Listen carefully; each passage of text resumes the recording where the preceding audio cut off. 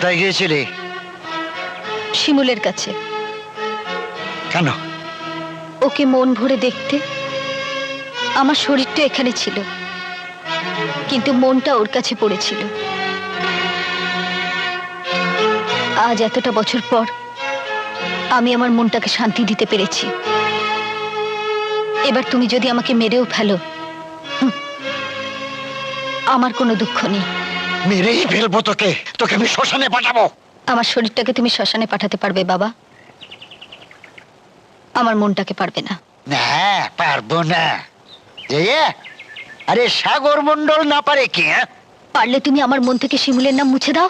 তোর মনটাকে আমি টুকরো টুকরো করে ফেলবো। আমার ভেতরের কোনো কিছুই তুমি খুঁজে পাবে না বাবা, কারণ আমার সমস্ত কিছু শিমুলের কাছে। তাই? তাহলে শিমুলকে শেষ করে ফেলবো? শিমুলের কোনো কিছুই তো তার কাছে নেই বাবা, ওর সবকিছু তো আমার কাছে। তোকে মারলে যদি শিমুল মরে, তাহলে আমি তাই করবো।